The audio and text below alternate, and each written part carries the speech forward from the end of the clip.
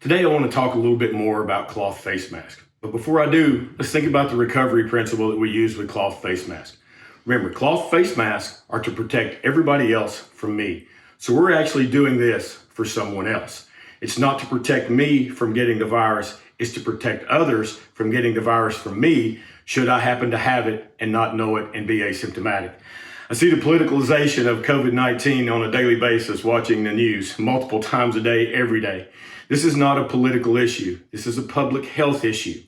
Early on, they told us not to wear a mask, and now they're telling us to wear a mask. And so both sides of the aisle are politicizing that. That doesn't do us any good. When we're in the middle of something that we've never experienced before, the best we can do is take a look at the information we have and make the best decisions we can based on that information that we have at the time. And that's what I've continued to do throughout this. When I'm wrong, I will promptly admit it. That is a recovery principle. About masks, when I first started out, the recommendation was to not wear them. But as we learned more about COVID-19, the recommendation became to wear them whenever you can't maintain social distancing or you're going to be inside, and it's to protect others from us. So let's look at some do's and don'ts with cloth masks. I've got my trusty University of Tennessee cloth mask here. First thing, make sure that you can breathe through it.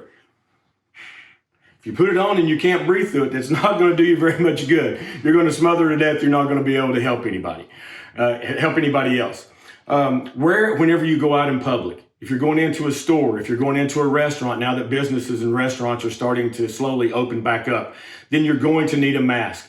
Outside, use your own judgment. If you can maintain social distancing of 6 to 10 feet, then you probably don't need a mask. Current research shows that COVID-19 is very unlikely to be spread outdoors when social distancing is maintained. If you can't maintain that proper social distancing, then wearing a cloth mask would be appropriate. Make sure it covers your mouth and nose, and make sure that you're not going to your head, nose, mouth, ears while you have the mask on. The mask is just adjunct to these other things that we're talking about doing with hand washing and proper social distancing.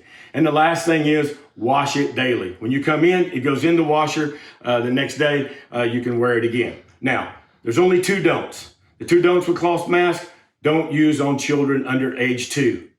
And last but not least, N95 respirators that I showed you last time are not to be worn by the general public. Those are still in short supply, protective personal equipment that need to be used by our first responders and those on the front lines taking care of people sick with COVID-19 in our healthcare facilities.